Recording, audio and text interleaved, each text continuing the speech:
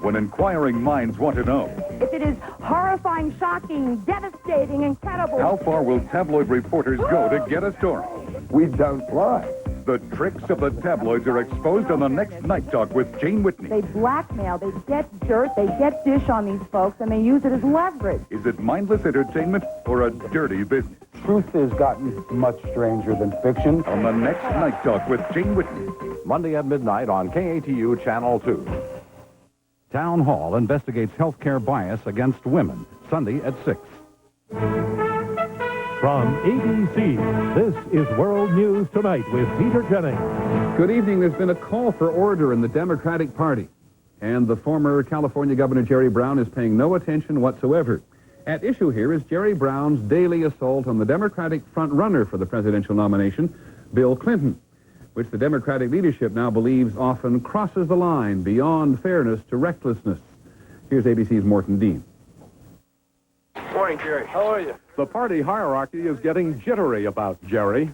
Jittery about the possible long-term damage being done by his persistent attacks on Bill Clinton. The truth about Bill Clinton is that he's not electable and that he's taken the Democratic Party for a ride. I don't think that's particularly helpful, or that kind of dialogue is particularly helpful to enhancing our chances of beating George Bush in November. The Democratic Party chairman says Jerry Brown is engaged in a scorched earth policy. Such criticism might upset some candidates, but not this one. It's perfect for the outsider image he worked so hard to cultivate. We're not going to muzzle our campaign because the party hierarchy is helping Clinton. Helping Clinton by attacking Brown. Failed candidate Tom Harkin joins in. The things I see happening in the Brown camp lead me to believe that it might be somewhat destructive. And just in time for New York, Senator Pat Moynihan blasted Brown's proposal for a flat tax. It would put a silver bullet through the heart of Social Security. Some Washington insiders say the Democratic hierarchy is beginning to hit the panic button. Best chance they've had to win in years and years is coming unglued, and Jerry Brown he's shooting torpedoes at the front runner left and right, and Clinton is taking on water, and they're scared to death. It's difficult to find anyone in this town who believes Jerry Brown can win his party's nomination. But more and more the feeling is that Brown's use of the so-called character issue can do real damage to Clinton and to the party. Morton Dean, ABC News, Washington. There was a clear example today of what effect those attacks, often picked up by Mr. Brown straight off the media, have on the Clinton campaign. The governor wanted the focus today to be on New York politics and his relations with blacks and members of the Jewish community. He was not able to do so. ABC's Chris Bury on why. The cycle by now is very familiar for the Clinton campaign. It begins as it did today with a complicated front-page story. This one in the New York Times reported that in 1988, Governor Clinton changed proposed ethics legislation so it would exclude him and many other office holders. Today's New York Times is reporting that On TV, network morning shows picked up parts of the story. Radio stations ran the headline. That he deleted a provision from a... On the trail in Wisconsin, Jerry Brown seized the story's most sinister implication and made some hay. Now we find out that Clinton carves out a little exception for himself, and again, he's got an excuse. This guy is smooth. By this time, Governor Clinton, trying to campaign in New York, had been forced to switch gears once more into damage control. I can categorically tell you there was never any discussion about whether we should lessen the reporting requirements on the governor. In fact, Clinton said he had introduced an ethics bill that included his office and many others, but it died in the Arkansas Senate because so many public officials were against it. Clinton's staff produced armloads of documents to back him up. It's just false. It's just dead false. False or not, complex stories like this are a problem for Clinton because they are often reduced to a damaging headline. One headline reported Hillary Clinton's law firm did business with Arkansas state agencies. Much later, the story said she declined her share of fees from those cases. Another headline questioned Clinton's ties to the chicken industry. 11 paragraphs into the story, the paper noted Clinton had been a forceful critic of the industry. His negative rating is going way up with each story, so there is an effect each time, no matter if the story is swatted back or not. All this, the doubts, the distortions, the denials, boiled over last night when a member of the AIDS activist group, ACT UP, heckled Clinton for almost 9 minutes. And I'm sick and tired of all these people who don't know me, know nothing about my life, know nothing about the battles I fought, know nothing about the life I've lived, make snotty-nosed remarks about how I haven't done anything in my life and it's all driven by ambition. That's bull. And I'm tired of it. Clinton takes pride in standing up to criticism, but he is frustrated. Clinton knows a campaign that spends so much time putting out fires can hardly avoid getting burned. Chris Bury, ABC News, New York. In a moment, we'll have some of the other news, how the political fight over the economy puts the squeeze on some businesses, how a clothes company uses shock tactics in its sales campaigns. And on this Friday, our Person of the Week, here to stay. Healthy. A lot of foods are wearing that name. And yeah, they may have the numbers to back it up. But do they have a taste that'll make you want to eat them? Now this is Healthy Favorite Smoked Turkey from Oscar Mayer. This is the real thing. Nothing funny. It's real turkey breast. It's naturally low in fat and only 12 calories a slice. And the taste? Well, the proof's right here. New Healthy Favorites from Oscar Mayer. Who else would you trust? Every sports sedan is supposed to do well in the fast lane. But what about these lanes? At Lexus, we've achieved extremely tight tolerances between all major body panels. So not only does the ES300 look like it's put together well, it actually is put together well. In economic news today, Americans made more money and spent more last month. Personal income rose 1.1%. That's the largest monthly increase in 3 years.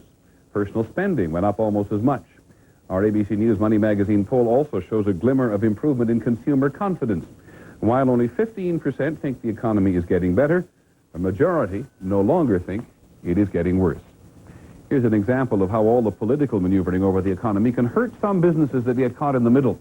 Last January, when both Democrats and Republicans were talking about jump-starting the economy, some companies began making plans. 2 months later, while all the talk is going on, it is still just talk, and some companies are hurting. Here's ABC's Stephen Ogg. A month and a half ago, developer Jay Buchert was about to complete 6 homes and was planning to build 10 more. He was counting on Congress and the president to agree on a tax credit for first-time homebuyers. Now that the agreement is dead, the 10 lots remain undeveloped. We're just not going to build as many houses because we're in that price range that's affected by the tax credit. What's more, some of the sales he's made may have to be canceled. We have 2 sales which were contingent upon the tax credit. So now we'll have to look for 2 more buyers. At Cincinnati Millicron, which makes machine tools, executives said 6 weeks ago that if an investment tax credit were approved, a lot of orders then on hold would materialize. But that tax credit, too, went nowhere, and the orders remain on hold. We have had to continue to cut costs and even reduce employment, where we had hoped that by now we would see stability and growth in orders and maybe even a growth of employment. Not everyone is so unhappy. Many economists have been saying all along that tax credits would do the economy more harm than good in the long run. Death is the best thing that could have happened to either one of these 2 tax programs. If Americans think that just one more round of tax reductions, one more round of consumption binge will straighten this economy out, they have to be crazy. Some economists say even talking about tax cuts got Wall Street worried about the federal budget deficit getting bigger. One result, long-term interest rates have begun to rise. If that keeps up, that could choke off or at least slow down an economic recovery. Stephen Ogg, ABC News, New York. The Chrysler chairman Lee Iacocca may have harsh things to say about Japanese car makers, but he appears to know a good deal when he sees one. Chrysler has sold nearly half of its stake in Japan's Mitsubishi Motors today for $205 million. Not bad on a $36 million investment. We have a report from Japan tonight which reaffirms at least a basic American belief about the Japanese. When the Japanese find something American that can improve their product, they very quickly absorb it. What they've absorbed this time is a very successful American businessman, hoping that he will boost sagging sales. ABC's Bill Rediker is in Tokyo. You have to look carefully to pick out Ron Shaw, an American businessman elected today to the board of directors of a Japanese company. Historic because it has happened only 6 times in Japan's corporate history. How did he do it? You should never be confrontational. You can negotiate, you can talk, you can discuss. But if you want to come in and start pushing people around and telling people how to do things, they're going to be very turned off to that. It also helps that Shaw is president of Pilot Pen Corporation of America, whose parent company is the oldest Japanese manufacturer of ink pens. In his 17 years at the American subsidiary, sales have climbed from $1 million to $86 million a year. Shaw says it's because the home office in Tokyo gave him complete autonomy. Now, his Japanese bosses are putting him on their board of directors because they want to know how he used his freedom. They're hoping that maybe some of the unusual marketing and advertising and sales promotion ideas that we utilize in the States can now be brought here. In other words, the Americanization of a Japanese company, a rare turnabout. Japan is a country, after all, that usually criticizes, not praises, American management. Bill Redeker, ABC News, Tokyo. On Wall Street today, the Dow Jones Industrials lost about 36 points to close at 32.31. The trading was moderate. That brought the loss for the week to nearly 45 points. The Food and Drug Administration wants companies that make certain high-risk medical devices, like implants and heart valves, to keep complete records of who gets them. No such records are required now, so when the safety of breast implants came up, for example, there was no quick way to contact all the women who have them. In our next segment, listening in on John Gotti. New American cuisine from the menu? I love it. The white meat, the muffin, the glazes, the spice, the style, the smile, the salsa with rice, the tangy, the trendy, the let me suggest. New American cuisine, the menu, the best. The great combinations, the grilled with the care, the new way of eating with savoir-faire. The turkey, the sirloin, woo, I'm impressed. New American cuisine, the menu, the best. Woo, woo.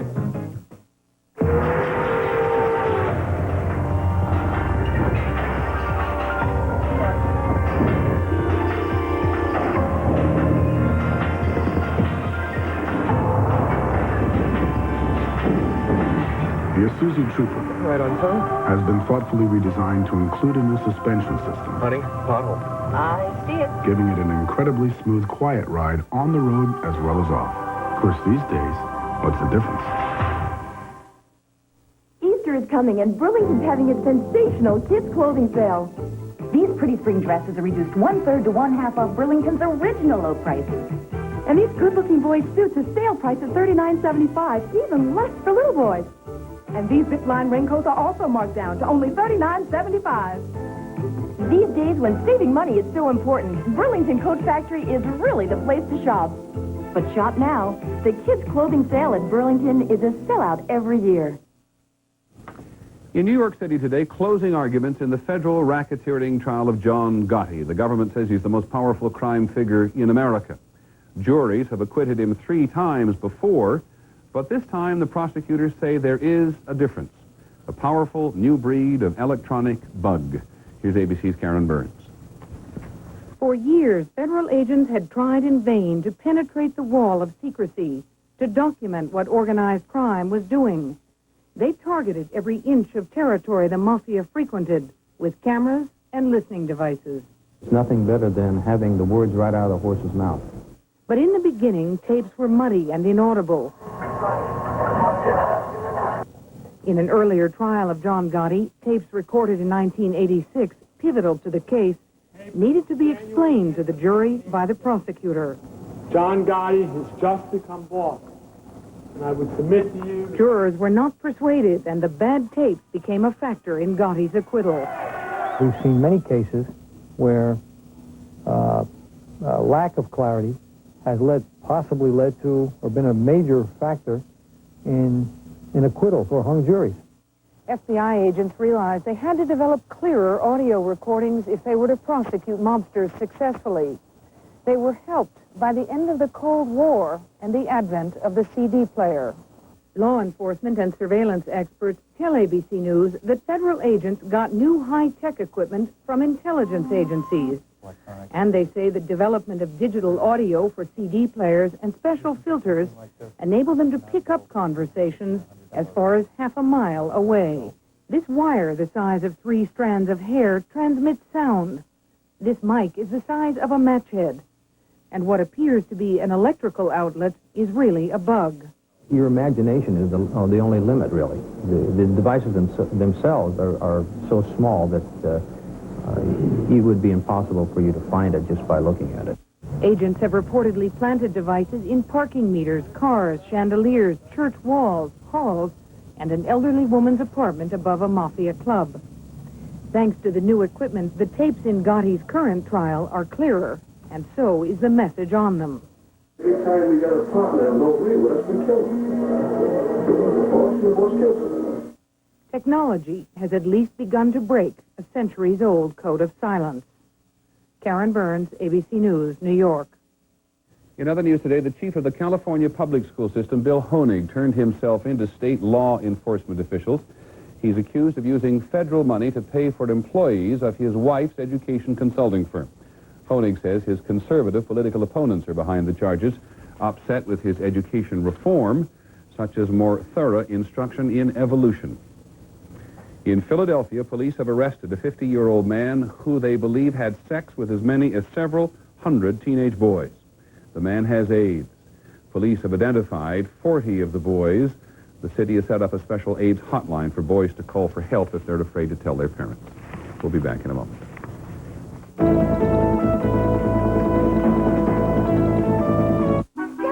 It's our last chance. Color Tile's biggest sale of the year has been extended. Wow, save up to 67%. BASF carpet, $12.99 installed, half price. Vinyl tile, 44 cents. Ceramic tile, 59 cents, both half price. Mini blinds, buy one, get 3 free. Don't miss out. Vinyl floors, half price. Ceramic tile, half price. Mini blinds, buy one, get 3 free. Color carpets, half price.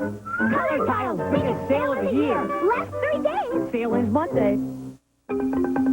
Point of fact, it takes the average person an average of 20 keystrokes to do an average task with their PC. Counterpoint. You can do it with just a point and click with Microsoft Windows. Microsoft Word for Windows is so easy, it just takes one click to make your work look twice as good. Microsoft Word, the word processor for Windows. In 1984, there was only one company in the world that made a minivan. Since then, 6 companies have followed.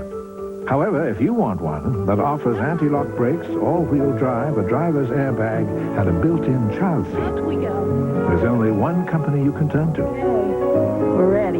The company that invented the minivan in the first place, Chrysler. In this business, you lead, follow, or get out of the way. If you buy dry dog food, there's something you should know. They're pretty much the same. Right, Jake? Most of them start with ground corn as the #1 ingredient, even a fancy brand like Science Diet. But Purina One Dog formula is different because it starts with chicken. Chicken, corn, wheat, and other wholesome ingredients provide high-quality nutrition and a naturally good taste dogs love. To me, Purina One is the only one. Purina One, second to none. Some of the international news today, an Aeroflot passenger plane landed safely today after it was almost shot out of the sky. It was flying over Nagorno-Karabakh, where Armenians and Azerbaijanis are fighting a civil war, when he was hit by something from the ground, anti-aircraft fire or a missile that failed to explode, apparently fired by the Azerbaijanis. Nobody was seriously hurt. The Bush administration has decided to make its first purchase of Russian high technology, $15 million worth of equipment, including a Russian nuclear reactor, designed to power equipment on spaceships, rockets for steering them, and plutonium for fuel. An Italian clothing manufacturer finding that it may be paying off to be provocative. You've probably seen some of the advertising run by the Benetton Group, ads which certainly catch the eye in magazines and on billboards. They're meant to get attention. Here's ABC's Jim Bitterman. Knitting may be Benetton's business, but creating controversies is becoming its trademark. Boycott, Benetton, Benetton, boycott. Benetton uses advertising the way bullfighters use capes, to draw attention and provoke a reaction. Previous ad campaigns showed a priest and a nun kissing, a baby minutes after birth, and the air filled with colorful condoms. But the company's 1992 campaign raises the provocation to a new level, using tragedy as its motif. The latest ads show, among other things, an American AIDS patient at the moment of his death, a victim of a mafia hit squad lying in a pool of blood, and a gunman carrying a human leg bone. What exactly does all of this have to do with selling sweaters? We are the link between selling clothes and talking about these problems. We believe people should discuss these issues. The creator of the ads claims the company has found a new way to communicate. We see thousands of images every day. We see incredible, terrible images, television, magazine, and we don't care. Strange enough, in the Benetton, when we use it for Benetton, everybody's talking about that. Others, though, including some magazine publishers and editors who refuse to run the ads, believe they're in bad taste. I'm sorry. Politics and separates really don't go together. AIDS and sweaters really don't go together. And I think advertising is at once powerful, yes, but it's also a very flimsy medium. And if it's not used the right way, it looks very disingenuous and it's very tasteless. Benetton claims it gets far more out of its $80 million advertising budget than other businesses which spend many times that amount. The company says it has no plans to change its style and that no subject is off limits. The company is convinced its shocking ads only help sales, but others are watching to see how far Benetton can go before driving customers away. Jim Bitterman, ABC News, Treviso, Italy. Well, however Benetton intends the ads, the company announced today that profits were up nearly 24% last year. We'll be back in a moment. World News Tonight with Peter Jennings and the Person of the Week are brought to you by Tylenol. Because sometimes the day ends and the pain doesn't, we've created Tylenol PM. It's more than relief. It's relief for those times when you can't sleep. Tylenol PM has extra-strength Tylenol pain reliever to help stop your nighttime aches and pains, plus a gentle ingredient to help you sleep.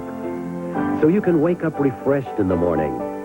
From the name you trust comes Tylenol PM, so you can rest easy. These gardeners have just been acclaimed world champions. What's the secret of their success? I use Miracle Grow and only Miracle Grow. Miracle Grow is best. It's not nothing like Miracle Grow. Hey, if world champion gardeners depend on Miracle Grow, shouldn't you? Put the power of an upright in the palm of your hand with the Royal Dirt Devil. It has a revolving brush, and it can handle all kinds of dirt. Pick up the handheld vac that really picks up. Dirt Devil by Royal. Can't believe he broke it at the company picnic. Incredible. Our employee health plan covers him, right? Not deductibles or co-payments. So he has to lay out his own money. Gaps in your health plan can be costly. Aflac can help. Aflac is a leader in supplemental insurance with 35 years of dependable service. Today, employees of over 80,000 companies count on Aflac for the peace of mind to get on with life. Any ideas? Yeah, Aflac. Aflac, insuring over 35 million people worldwide. One of the richest women in the world is going to jail. She lived like a queen. Now, Leona Helmsley talks to Barbara Walters about leaving the palace behind. Do you have any idea what prison is like? A 2020 exclusive Friday. Finally this week, our Person of the Week. A young man left entirely to his own devices who met and overcame an enormous challenge. There were many occasions during his teenage years when someone with less determination and fewer convictions might have given up and drifted into oblivion. Not this young man. He was determined to honor his mother. It's great, actually. I have been able to attain one of my objectives. It just means basically that I can move around and live my life without having to worry. The worry, even fear, that Miguel Perez has lived with since he was 14 years old was that he would be deported back to his native El Salvador.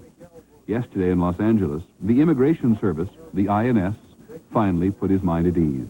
Miguel, I give this to you as evidence of your permanent resident status. With all of our best wishes and congratulations, you are truly deserving. You're a remarkable young man. Miguel Perez is a remarkable young man. He was born near San Salvador, the capital of El Salvador. I have very vague recollections of my childhood. It's been a while.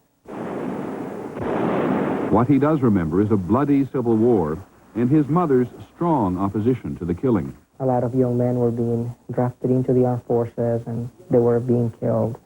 And I think as a mother, as her only male son, she was attempting to protect my life.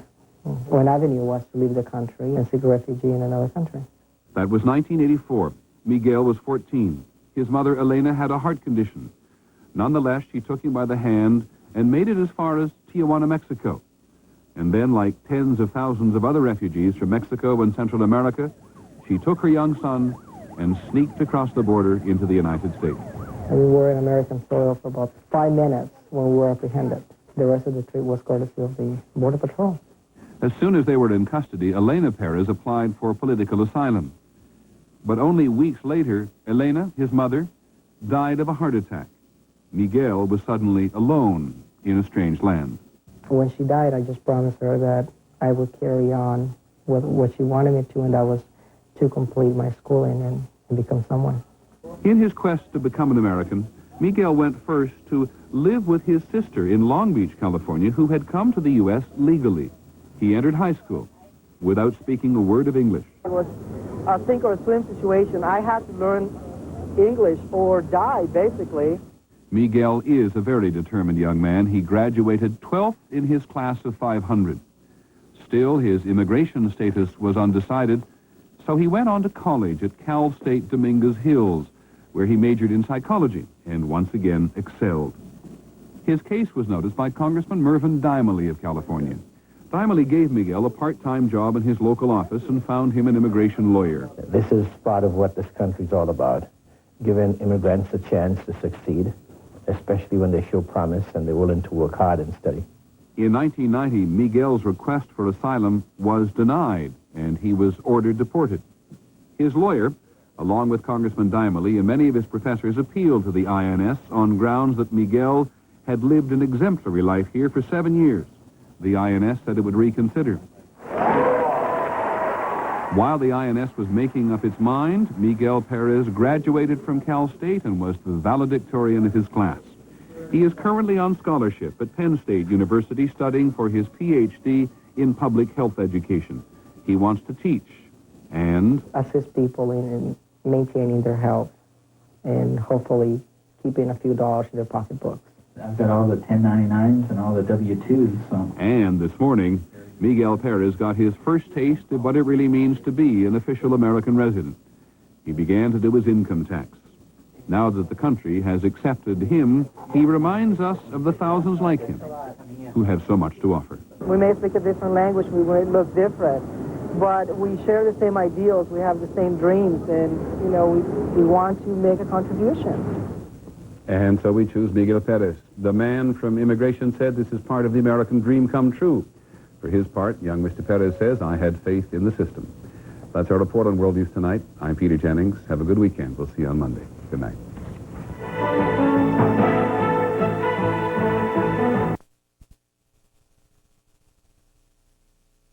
A threat, is he, to George Bush's presidential campaign? We failed to mention that he's presided over the greatest explosion in government spending and taxation in history. In a special one-hour interview, David Frost talks with Pat Buchanan about his views on the issues facing America this election year. Friday night, don't miss Pat Buchanan talking with David Frost.